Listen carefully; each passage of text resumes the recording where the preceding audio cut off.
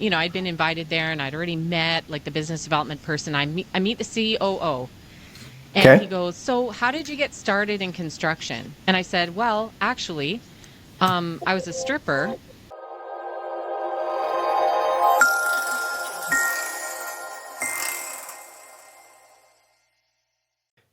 Another episode here today. If you haven't already done so, then do us all a solid favor. Pull out your phone, take 7 to 10 seconds, rate the show, send a review, and subscribe so that you don't miss an episode and that you really connect with every great individual out there. Because today's special guest, Manja Horner, is here with us, and she brings a boatload of information today when we talk about onboarding, when we talk about learning and development, when we talk about really connecting with people.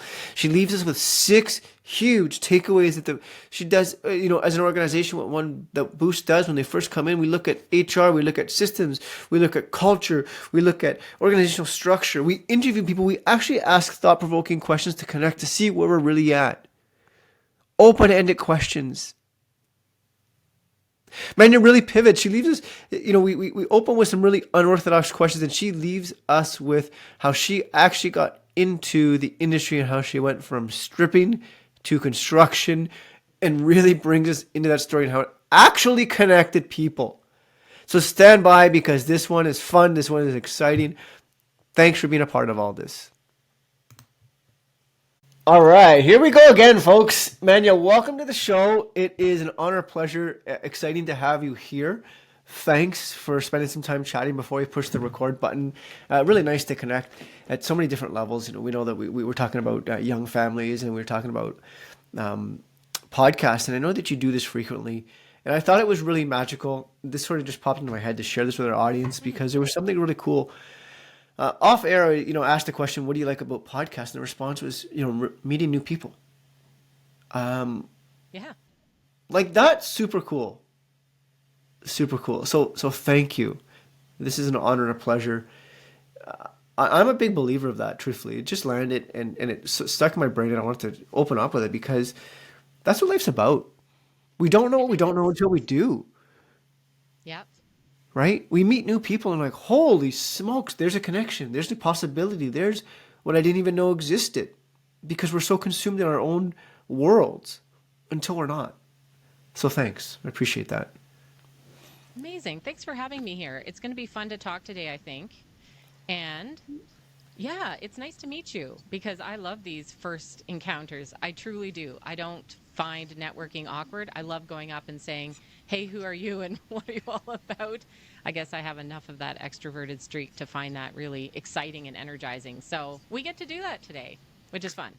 Yeah. All right. So here's a perfect question then. Like, this one, here's a great one. You say, hey, you don't have a problem meeting people and networking. That's cool. So here's the unorthodox question of the day for you.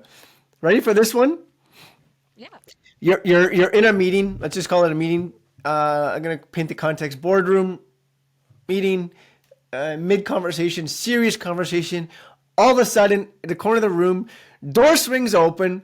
In the room comes an ostrich wearing a sombrero. He looks at you. What is the first thing he says to you, and why is he there? A cucaracha. And he shakes some, this is going to sound horrible, the little maracas. And he's like, "What Yes. are we having for lunch, everyone?" I don't know. All right. That's amazing. There's no right or wrong answer. See, this is the thing about connecting with people, right? This is what makes us like. This is what connects us fundamentally as human beings. We all have our own presuppositions and ideology. I don't know. Who the hell thinks that? I mean, I have a friend that she throws something at me every time I ask that damn question, because I would really ask it in boardrooms, Yeah. in interviews, and she's like, "You're stupid." I can't, like, maybe she didn't say that word. Sometimes she did, though. Well, But it's maybe it's like, telling. yeah, like, Well, I was meeting somebody for the first time. This was in a room with a bunch of product developers and awesome people. I could just tell. And I'd been invited there and I'd already met like the business development person. I meet the COO. And he okay. goes, "So, how did you get started in construction?" And I said, "Well, actually, I was a stripper, and that's how I spent my summer. And that was really my first start in construction." And their faces were just like, what? Well, it was like a paint stripper. I wore a Tyvek suit. We had a whole crew of young women who were tasked with stripping the paint off of this really old, beautiful home that had to be fully restored. And yeah, I spent my summer in a Tyvek suit with blue paint remover goo. And yeah, that was my one of my first summers as a stripper in construction. So that was my break the ice, and I'll never live that one down. Now we're in a great working relationship, and every time we meet someone new, they're like, "Tell them the thing." I'm like, "No, that was only for you. Stop it." So, but look at this. Look at the experience you created, right? You know, we were human. We remember things that charge emotion behind it, right? And look at that Yeah, connection. For that moment, I don't know shock what's going value. through their minds, right? Sure, the shock value. They're like, "Holy shit!" And you're like, Yeah, "Guys, you want the rest of this story now?" Right? they literally didn't know what to say. Their faces were, uh, okay, and I was like, I felt comfortable in the room though. I could tell that nobody was going to get offended by it, and it was fun. Oh my gosh, that's cool. Okay, so like we're talking today about transforming workforces. And this is what's really exciting. Like, take us down there, building a stronger future. Like, that's powerful. What does it actually mean when we talk about transforming workforces? This is your world. Bring us into it. Yeah, awesome. Well, I'm going to try not to have too much jargon here when I speak. So keep me honest if I'm starting to use words that feel a little bit too much in the L&D space or the learning and development space, because Yeah. that's really the background I bring to this. So yes, I do have my experience in construction. My dad had a construction company. I worked in there on the tools. I worked in the shop, worked on the sites. So I know the folks. Like, I know the people that are doing the works, still to this day very involved, obviously. But I had this parallel career path that was all about adult learning, and I worked in the banks and in the corporate, and really had a lot of rigor around biggest budgets in the world spent on training departments and on buying training and developing training and these digital systems that hold it all together, like really top of the heap, so to speak. So Sure. I was able to bring all of that with my interest in supporting business owners in the construction sector and then the trades, and make this kind of come together and bring all that gold for them, for this audience, the folks like you guys who are on the listening to this right now. So when I say transforming your workforce, there's so much going on in the whole world of developing people that the construction sector hasn't really embraced for themselves yet. So there's a ton of room for even small improvements are going to have big impact, and then big improvements are going to have massive impact. So for example, onboarding, right? When you get started as a new person with a company, what's your onboarding experience like for them? What are those first few days, weeks, months like? I can tell you if it's vague and if it's awkward and it's not documented and there's nothing kind of guiding that new hire through a process, they're going to feel really disoriented. And that's not Right. what you want. You want them to feel secure, well oriented. I know what to do. I know what I need to have done in order to be qualified, job ready, certified. Where do I go on my first day? What do I need to show up with? Like, all of that stuff has to be really clear. So if you don't have that, for example, that's a gap, and you're leaving yourself open to high turnover, kind of unhappy, like really low productivity in your employees in those first months. So that's simple. I mean, it's Okay. Okay. not Can I a pump the? huge. Here's my hand up. Yeah, Here's let's my hand go up. there. Okay. I want to pump. I want to pump the brakes here because that's touchy, moving, and inspiring. What you just said. Thank you. And can we unpack that for a moment? Yeah. So here's the question. I'm with you. I love to hear that. I'm a hell yeah, all in for that. I want to succinctly break that down into to bite-sized nuggets for the folks out there going, got it, Jonathan Manny. You guys are wonderful. You're talking, fluffy bullshit words. Break. What does it actually mean? And how? More so, I suppose. Here's the question: we all don't know what we don't know until we do, and we think we have our shit figured out until we don't. So here's the question is, how does somebody know succinctly if the onboarding is connecting or disconnecting? Good question. Okay, so if your onboarding's connecting, you're going to have a lot less questions. So you're not going to have somebody wandering around with like a deer in the headlights in their first few days wondering, where do I go? What do I do?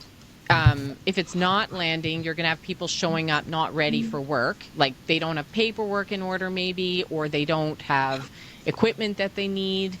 They maybe don't know where to go, or they're late, or just like tons and tons of questions that could easily be answered. So if you're answering the same questions over and over and over again and you feel like you're babysitting everybody, that's an indication that you're missing something that could easily be either in some sort of an onboarding, communication, and everything I talk about is a pathway. It's not just one and done. It's like a communication path. It's a strategy of a few things strung together. And I can illustrate an example of what this might look like if it's helpful. Sure. Yeah. But that's if it's not done well. You might also have people quitting pretty early on. Like, this is annoying, and I hate to generationalize us all, but there's a generational expectation, I think, that is catching people unawares. This younger generation, they expect a little more. They don't have a whole lot of patience and time when things aren't really well put together because they're so used to everything being available. Like if I want information, I Google it and I've got it in 2 seconds. If I need an answer to something at the job or early on in my onboarding and I don't know where to go to look for that, I'm going to be annoyed with that. That's not what I'm used to.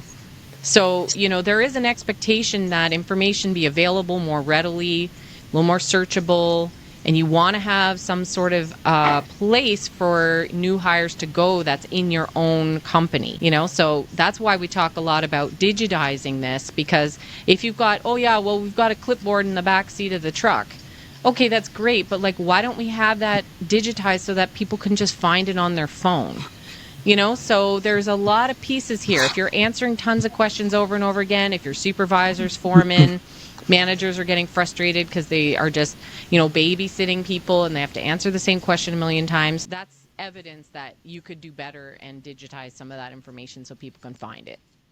Okay, so the old adage of if you don't have questions, that's a good thing is actually what we're looking for when we're talking about onboarding? Well, I think so. I mean, it's great if they ask questions, and that's one way you can find out. You can find out you can survey or poll or ask a few questions from somebody who's been new on the job. Hey, have you been able to find everything? How has your onboarding experience been? Did you have questions that were unanswered? Got it. You can ask people. Got it. Another great way, go to the source. We talk a lot about we gather a lot of information from end users, from, broadly termed the learners or the participants in the experience. That's how when we are working with our clients, that's how we actually get the information is we're interviewing folks, we're saying, how was your onboarding experience? What did that look like? Do you even remember? And we ask a lot of questions about what could have been better so that we can help to create a really good one going forward. And there are always works in progress. It's never done and you're like, yep, well, did that. Not going to look at that for 20 years. You do Right. have to revisit and make sure things are working. You said a couple of things that jump out at me, right? And thank you for unpacking that about the question. It's not if I'm not getting questions, that's a good thing. It could be. But what I actually heard you say was, what I actually heard you say is if you're not getting, here's the only way I can frame it. It's in my brain right now is questions that can be easily answered by being resourceful. So if you don't get those, I'm going to use the word silly questions like, where is this? How do I do this? That's a good thing. That means your onboarding is going well. It doesn't negate the opportunity for us as human beings to check in. And I heard you say that is you can actually check in and say, hey folks, how's it going? What do you need? What are you seeing as you're going through the onboard? Because the onboarding is not the old bullshit, I'm going to use that word purposefully, of, hey, welcome to construction. Here's a hard hat, boots, a computer, ready, set, go. That doesn't work, right? No. We know it doesn't work. So you're talking about checking in. Then what's even more important there is I really got was the evaluation of the onboarding. Hey, Jonathan, you just spent a week onboarding, 2 weeks on whatever the onboarding process is.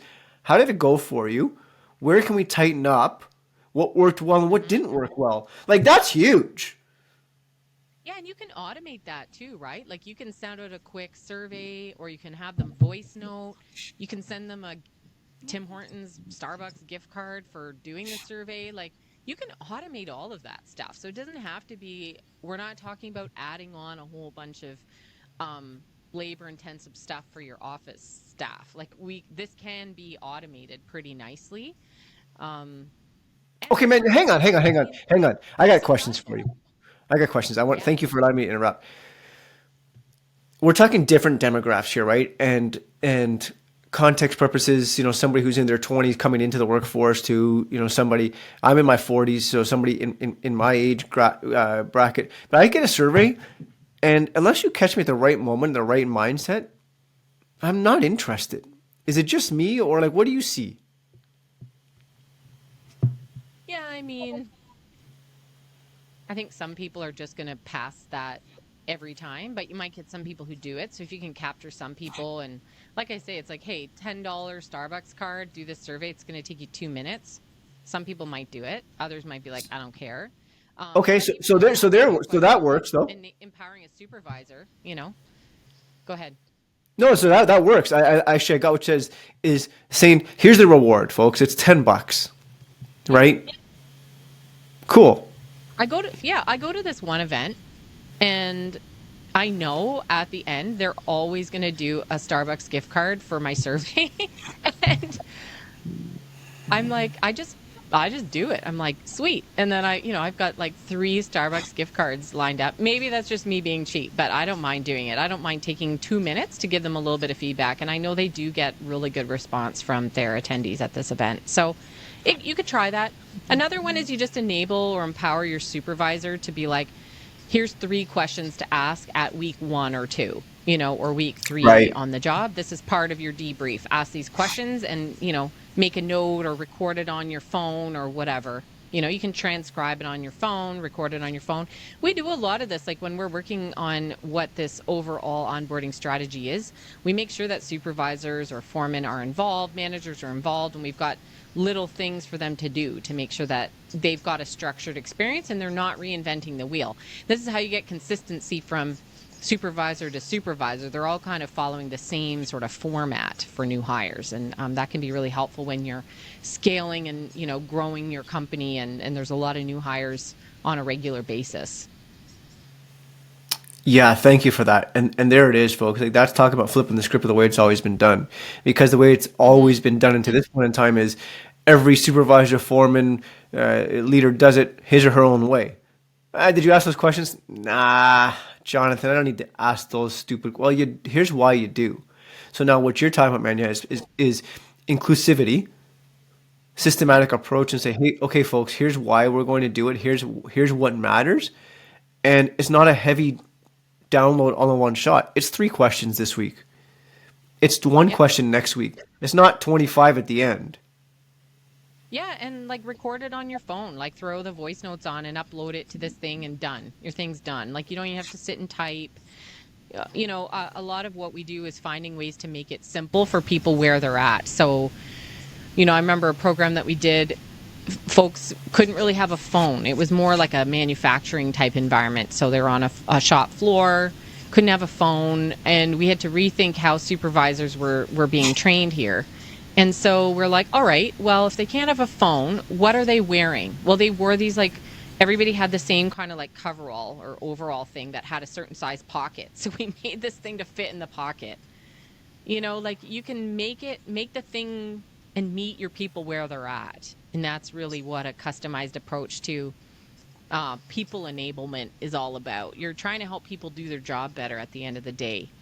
So you got to think about them and how they're using it. So if you want them to ask some questions from a new person that's being onboarded and they don't want to type or they're out in a truck, throw on the voice notes, ask the questions while you're driving and, record the call kind of a thing.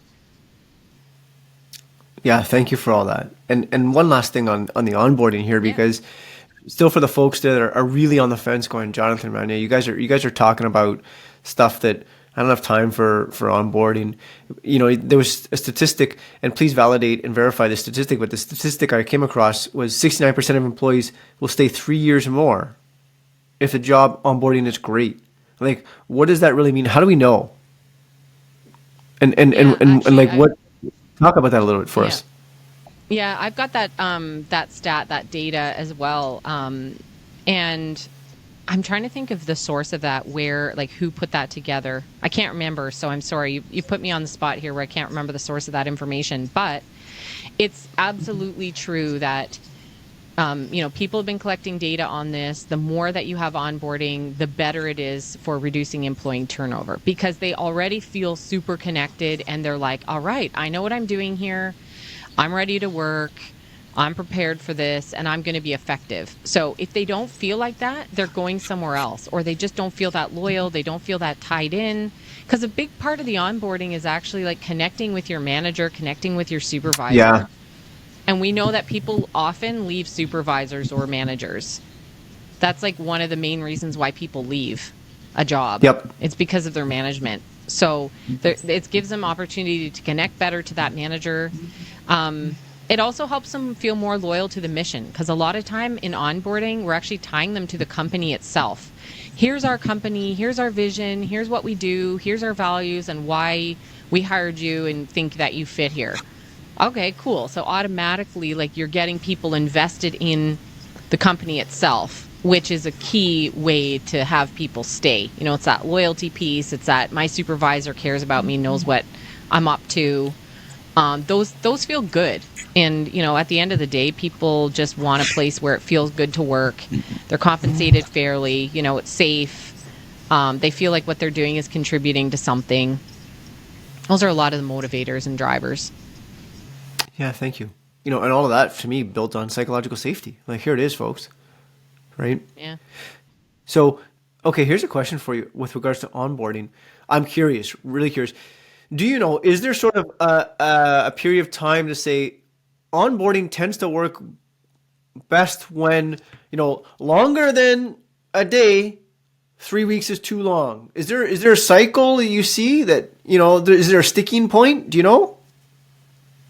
Well, I think it really depends on what you're kind of putting into that phase, because you've got your like pre-onboarding, right? Like, this is all the paperwork I need to have before you're allowed to be setting foot onto the site. So that you might Sure. consider, some of the onboarding. Other stuff is like, okay, you have to have our safety training, or you have to have, our where things are training, whatever that looks like. Sure. And maybe there's some stuff where part of your onboarding or orientation is, here's your stuff, here's where you store your stuff. Some of the policies, like, here's our, staff holiday, and here's where you request that, and here's how you get your pay. So, like, all of those things are part of your onboarding. And then you might segue a bit into orientation, like, okay, you're going to meet this team first and that team, and you're going to be on this site. Like, it just really depends on your company, I think, how long this has to be and what's in it. But you have to be intentional and kind of, brain dump. We do a lot of interviewing. So we ask questions, we talk to people, who've recently been hired, people who've been hired for a little while, happy people, disgruntled people. We want to talk to them all. And then we kind of look at what you've got and brain dump and go, okay, how long is it going to take for people to know enough? And we don't want to overwhelm them or bombard them. So trickling it out sometimes can be helpful. Hmm. Yeah. So there's not a magic number there. I think it really depends on the company. Got it. Thank you. And I love it. I mean, I love the word brain dump. It's one of my favorite words. So thanks for Yeah. Oh, for cool. using that. Um, all right. So you talk about interviewing people and asking some questions. Are there a couple of really cool questions you ask that really help you connect with people? Hmm. That's a good question. I think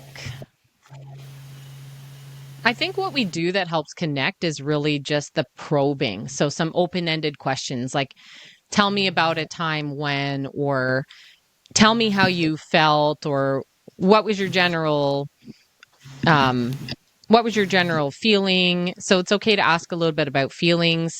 Did you feel prepared? At what point did you start feeling prepared or ready? So I don't know. We ask a lot of open ended questions. We don't shy away from some of the ones that dig into people's mindset and emotion. And probing is really important. So don't just stop at the one question, but ask a probing, like, tell me more about that. Or why do you think that was the case? Or Hmm. why did you feel like you needed that at the time? So don't hesitate to ask a follow-up probing question every time. It's not a bad practice actually, because usually that's when you start to get underneath the surface of that initial answer. So let's just say you say to somebody, okay, so in your first week on the job, how did you find the onboarding experience? Oh yeah, it was fine. Okay, so tell me more about that. Let's dig into what you actually did experience. Or let me ask you about what did you receive for onboarding, or how did you feel ready for your first day on the job? Yeah, well, I don't know. I don't know. They just gave me, told me what I had to bring. And okay, so how did that make you feel? Did you feel excited, ready? Give me a word. Yeah. Well, I don't know. Actually, I didn't really know where to go. I didn't really know what to do. So you can see the more you probe into that like baseline, yeah, it was fine. You start to understand, was it actually good? What was missing? You can also ask a question like, if you could have paint me a picture of the most ideal and epic onboarding ever, or the most epic welcome to a new job Cool. ever. And that could be a cool one. Like, well, there was like, they took me out for lunch and they this or they that. There's got to be a little bit of spark there, a little bit of magic in that welcoming too. I was in an airplane, 14,000 feet in the sky. The door opened. They pushed me out and said, "I'll see you at the bottom." How did it go? Yeah, Right? Like, yeah, like yeah. what I'm gathering from that, I'm being a little bit sarcastic there, but the point is that what I loved about even that little role play you went through, and for an audience out there who didn't quite pick that up, you didn't quit, you didn't give up. Like you were calm, collected, and patient. Like, okay, tell me more. Like, yeah, what does that mean? Well, it's good. Well, what is good? Well, it's fine. Well, what's fine? Right? You Yeah. didn't And, sort of just stop. and come at it from a few different angles. Like, okay, well, what was the worst part about it? Or what was the Sure. lamest part? Or what was the most epic part? Or if you could make your like paint me a picture of your first 3 days on the job, what would happen? That'd be really cool to get somebody's ideal. And connecting with the audience at Yeah, the appropriate language, right? Like, there's the that's it. Yeah. let's not use words that are going to be like we're not looking to elevate ourselves and amplify ourselves about somebody else. Not, tell me about the most discombobulated day. No, like what was the shittiest day for you? Connect, Exactly. Yeah, connect. right? And that's why I say stop me if my language is like a little bit more at the owner level. That's usually where I kind of tend to work. But the folks that work for me are learning consultants, and our instructional designers are so good at holding these interviews and asking the questions and getting great information. And it's helpful sometimes to have that third party ask questions, because it can be a little bit weird if you get called in for a conversation with a supervisor when it feels out of the blue, like, hey, we're doing some we're improving our training and we want to ask you some questions. It can feel a little bit like, what? If Yeah, of it's your course. manager, but it helps if it's like, we've got some folks that are going to help us make like a really epic onboarding experience for new hires. Like, would you share some of what you thought was good and stuff that you wish had been done better and or differently? And we usually have people who are pretty honest and willing. Yeah, like I love that. There's the metaphor that lands in my head too when you talk about that. It's the same. If we flip that to our family, and I go to small children because that's the world I live right now. It's if I said to our small children, "Hey guys, uh, got to talk to you about something right now," like they're gonna be like, "Uh oh, what do we do?" Right? Yeah, Versus, yeah, "Hey folks, what's going on? I had a couple of different thoughts. I wanted to brain dump some things. Could love your feedback on how to make this work better for all of us." Oh, okay. Right? Very different approach. Exactly what you said. Yeah, yeah. Just and that happens more times than we want to admit. Where, yeah, I just have a couple of quick questions for you. Come and join this meeting. what? I'm going to get blindsided, right? I know expectation setting or setting some sort of an agenda or what the purposes of the conversation, that is super helpful at the very, very beginning. And when it comes to next level, so we've talked a lot about onboarding, new hires, and we estimate, or we sort of assume that that's a lot of the high volume hires. So maybe more tradespeople or some of the doers, some of the workers. But have you ever given your managers or supervisors or foremen proper training? Or have they just been Right. decent at their job and then they get moved into okay, now you're going to run that shift, or you're going to manage that crew, or you're going to supervise the site? There's a lot that goes into that level of training. That's a big jump to go from I'm a guy or a girl who operates a machine or works a system or a hammer or a tool or gets something done, as opposed to now I have to support 7 people while they do that. 10 people Right. while they do that. That's a totally different skill set. And a lot of times, like what I hear from owners of construction companies specifically, that transition can be really hard for people. They never really get off the tools themselves. They have a hard time not jumping in and solving the thing. It's different. You have to have conversations, you have to give feedback. And that's not just like, hey, you're an idiot, why are you doing that? That's not giving feedback. Like, sometimes you have to train people on how to actually give feedback properly, or how to set the context for a conversation so you don't scare the crap out of everybody. How to hold people accountable when they're not doing something they're supposed to do. Having career conversations. Like, there's a lot of skills that have to happen at that level. And I don't think we've done a very good job of supporting people and training people across the board. Of course, there's exceptions, some of the big companies, but a lot of people just get promoted into the role and they struggle. Thank you for identifying that. Listen, I wholeheartedly agree. I've been in personally, but also in outside of my personal careers and endeavors, talked to lots of other folks that's a common practice, unfortunately, that is not talked about enough. Where human beings get promoted, whether that they're a great craftsperson, man or woman. Now they're a foreperson. Oh, now they're a project manager. Okay, now they're a project director or a vice president. Okay, great, you've been promoted. Here's a salary increase. What does that mean? How many times do you actually sit down and say, now that you're in a directorship role, here's the boundaries, here's the expectations. Can we check in? What do you need, Jonathan, to succeed? Do you have this training? Do you feel confident here? Where are you? Like, there it is, right? Not, all right, hey, high five, great, you've been promoted. Go. What the hell does that mean? Well, and honestly, at a super basic level, when we get started looking and doing an assessment of where a company's at, a lot of times there's not even job roles and descriptions that are written down. Right. So people don't even have like clear expectations of what's within their role, and that can be really odd, but it's super common. So making sure that there are job roles and descriptions and it's clear, and then what are the expectations for that role? How can I know I'm being successful? What do I do? Documented process. How do I handle these things? And it's easy for people to find. A lot of that is what we support with at sort of on the onset. And then what are the skills required for those jobs? How can you easily help people get ready to be promoted and get ready to go into those jobs?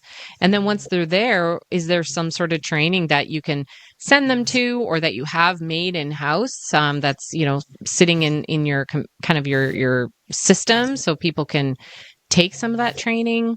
How are you going to support them with the skill development in that new job? This is where it starts sounding really corporate-y, but this is how you elevate your company to get out of this, small kind of struggling team of even 100 people. If you want to But this is grow, this is what's you not have talked to about, right? have this in place. Yeah, this is what's not talking about. This is where I get excited, because it's like, hey, folks, oh, we expect Jonathan, we expect you to do this. Here's the Ferrari. Cool. I'm gonna come back and say, all right, I drove the Ferrari and I came in first. And everybody's freaking out. What are you freaking out about? I came in first place. Jonathan, you knucklehead, you went the wrong way on the racetrack. You came in dead last. Oh, I didn't know that. Nobody ever gave me the pathway to say, here's how to run the race. Here's how to follow the script. It's just like, here, you're going to be given the best tool, the best position, the best car. And whether Ferrari is, and who I'm using it as a metaphor right now, Yeah. oh, you went the wrong way. How was I supposed to know that? Because what you're talking about, man, it happens, right? Oh, high five, go. Go where? Where am I going? Hmm. Yeah. How do I manage these people? And if they have a problem and they're doing something wrong, what do I do with that? Do I jump in and fix it? Right. Or, and like, okay, get out of the way, let me do it. Or do I actually have to coach that person to do it right? Like, what does that look like? And that's a very different way of working. Um, so yeah, like, and this can all feel a little bit overwhelming. Like, whoa, this is a lot of stuff, job descriptions and processes and SOPs and training paths. Um, the companies that grow and grow well have a really solid human resources and training strategy. And they have an environment where this can happen. So we kind of call it a learning ecosystem. It's like you've got a place for people to go to get access to all this stuff. You've got a place that's organized and managing digital versions of all the stuff. And yeah, that can take a bit of time to get going, get kind of organized. You've got a plan, like there's a strategy in place for the different roles that you're hiring that you know are going to take you to that next level of business. You've got a culture that supports. We actually give a hoot around here about this. Like we give a damn about making sure that you're safe and you're working well and you've got access to the kind of training you want. We want you to actually be here for a long time at our company. Like we want you to have a career path. Like you're not going to start here and end here. We want you to stay with us because we know right now it's really tough to find people, let alone retain, and you want people to be with you and loyal for a long time, right? So when they see, okay, yes, I'm starting at this role, but there's growth opportunity for me, and actually it's really clear when I got hired how you're going to take me there, that is awesome. Right. Right. So there it is, folks. There's how you attract, retain, and keep people is like be vividly clear with them. Here's where you're going to start. Here's the pathway. Anything else to add to that as far as employee retention? Any other thoughts buzzing through your brain on that? Wow. Well, it has to be clear how to be successful. Usually success ties in with better pay, right? So if you're on the job and you've been, with us X amount of time and you're doing well, there is opportunity for better pay or there's opportunity for new opportunities. If you want to try this other thing and you want to get trained on that, we'll do that. So I think opportunity is really critical for retention, fair pay, equal access. So does everyone have an opportunity for those cool jobs? Um, you know, that's important. Sure. Um, great management and supervisors, that's a huge part of retention. If you've got, excuse my language, but an asshole that's kind of managing a bunch, like nobody wants to work for that person. So you do Right. have to be mindful about that and have some mechanisms in place so that you can check in. Like, so big companies, which we can do too, have some sort of employee engagement score. They actually ask, like, there's a reflection on their supervisor or management. Like, how is it going? Are they giving you what you need? Do they, you can really easily see what supervisors are causing issues or managers are causing issues, etc. So yeah, it comes down to fair compensation, safe workplace. Does it feel like a fun place to come? Do I see growth for myself here? Am I going to be able to buy a house if I work here? Or am I going to be able to, see myself long term? And this isn't just like a small stint in my career. Those are all important things for retention. I'm sure I'm missing a ton. Bear with me, but those are the ones No, I that think come you. off the top of I my think head. you. Yeah, and I think there's a big Yeah. blind spot that most professionals don't even see that lead to people leaving is that sometimes there's asshole leaders out there, and sometimes it's them. Right? It's like, look, folks, it sucks to give the uncomfortable feedback, and Hmm. if you And don't, if you don't, yeah. yeah, right, I'd be curious to and hear from people listening. I'd be curious, like, on the platform, just to comment, like, what's your turnover rate And what have you been trying? Because it'd be really interesting to start that, to have that conversation. I don't know. You can lead where that is, but I want to chime in on that and I want to hear what's going on for people. Yeah, and I would even want to unpack that a layer deeper. Hey, folks, do you even know your Mm, turnover rate? mm-hmm. Right? Because I'm going to challenge that many people don't. They're just, oh shit, we Mm-hmm. lost another person. Oh shit, we lost another person. Like red flag, red flag, red flag. Come on, folks, let's get our acts together. Yep. So, okay, sorry, I was going to interrupted your thought. You were going to say something? Nope. No, I was just agreeing there. I agree that most likely people aren't making decisions based on that kind of data. It's not even being gathered. I don't blame you. I don't blame you. I think it is interesting, though, to actually take a look at how many people have left this past year. How many Yeah. are we hiring? What's that turnover rate? And start to do some research. Are we above or below?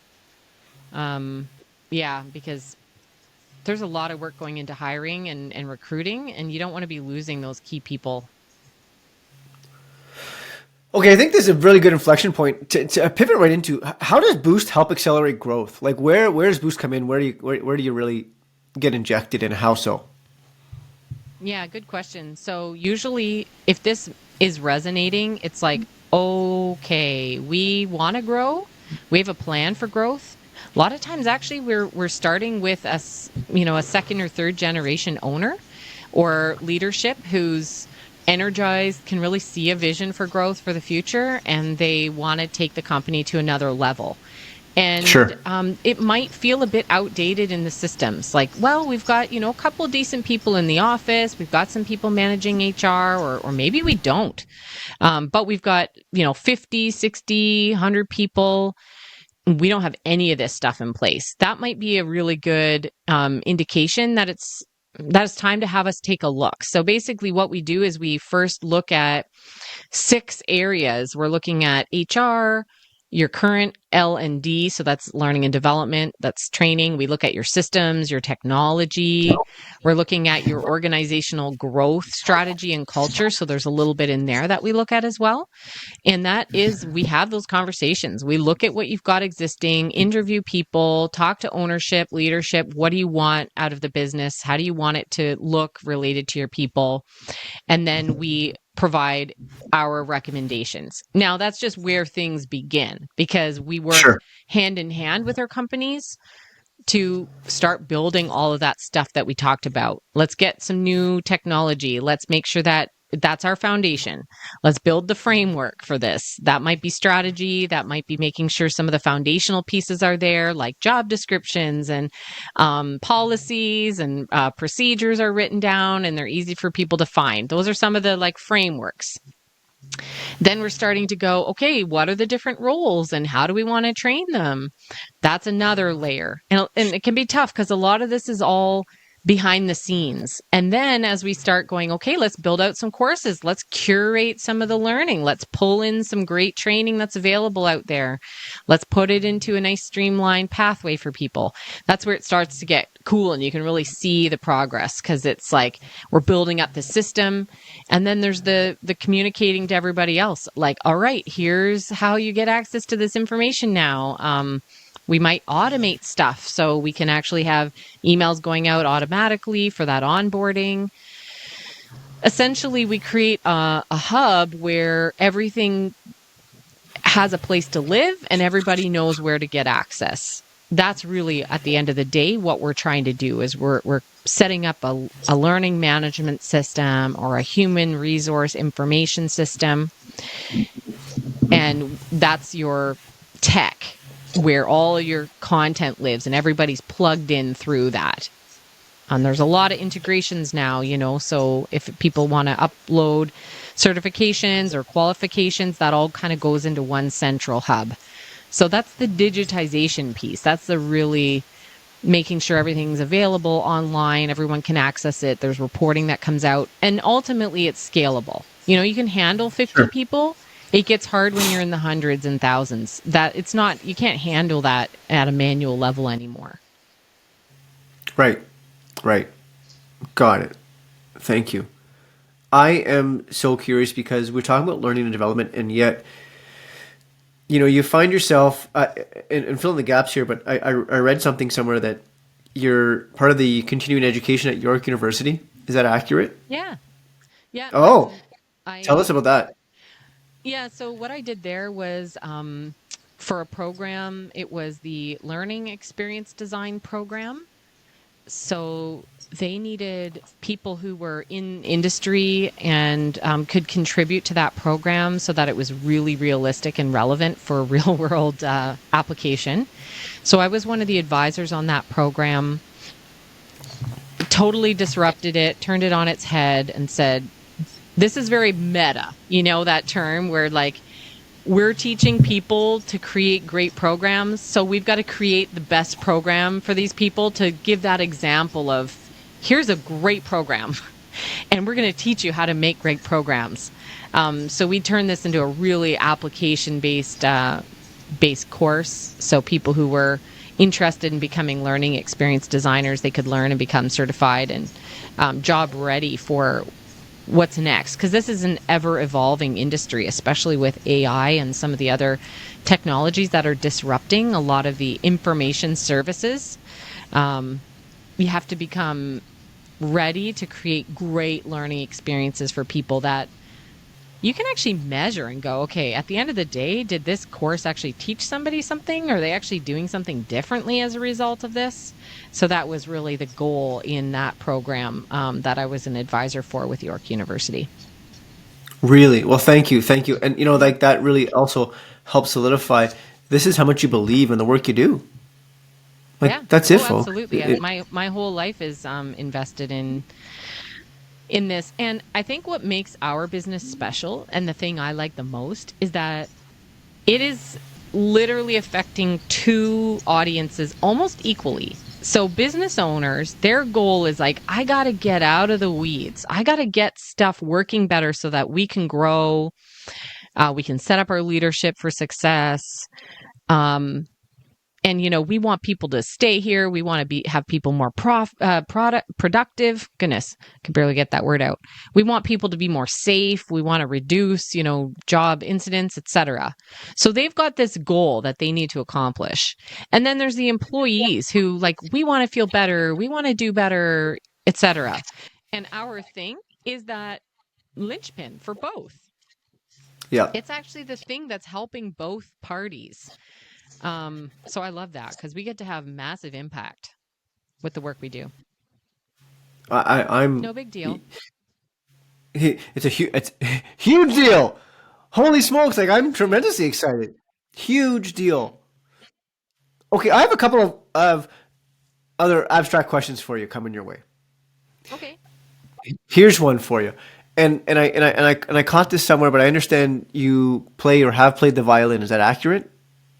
Oh, yeah. Actually, I didn't bring it up, but music is how I got really into adult learning. I was a music teacher from 16, and I was teaching violin, and I had a whole studio with like 40, 50 students. And I did that all through my undergrad, my 20s, my teens. Yeah, so avid violinist.